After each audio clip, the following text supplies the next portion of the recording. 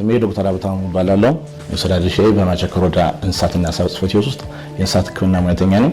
ይህ በተለይ ውሻን የሚያሳብድ በሽታ ወይ ደግሞ በእንግሊዝኛው ራቢስ ቫይረስ የሚባለው በተለይ በይበልጥ ውሻና ድመት ላይ የሚከሰት ነው።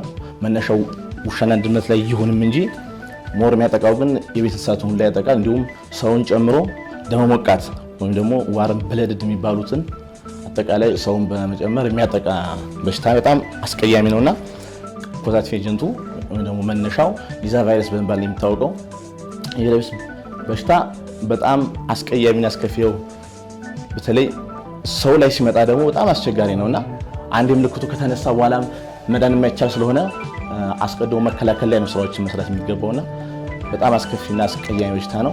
ገደፋው አድማስ እባላለሁ። የማቻከል ወረዳ እንስሳትና ዓሳ ሀብት ልማት ጽሕፈት ቤት ኃላፊ ነኝ።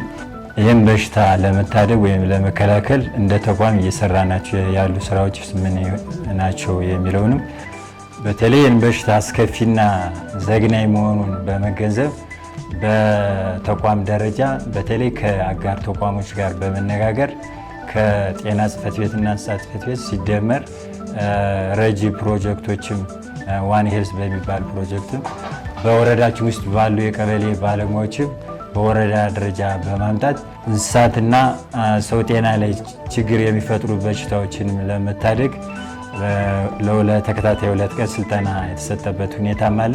እያንዳንዱ የተዋቀረው ኮሚቴ የቤት ለቤት የበሽታ ቅኝት ስራዎችን በመስራት ለአቅራቢያቸው የሚገኙ ባለሙያዎችን መረጃዎችን በማድረስ እነሱም ያን መረጃ በማየትም የቤት ለቤትም የክትባት ስራ በዘመቻ መልኩ እየተሰራ ያለበት ሁኔታም አለ። አሁን ላይ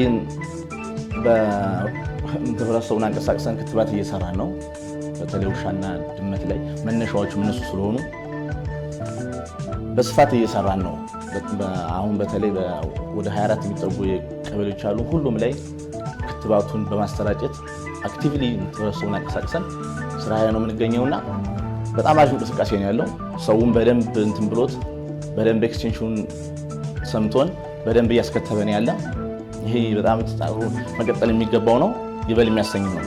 ማህበረሰቡን ይሄን አስከፊነትን በመረዳትም በቤታቸው የሚገኙ የውሻዎችና ድመቶችንም በዘመቻ መልኩ የተሰበሰቡ የክትባት ስራዎችንም እየተሰጠ ያለበት ሁኔታም አለ።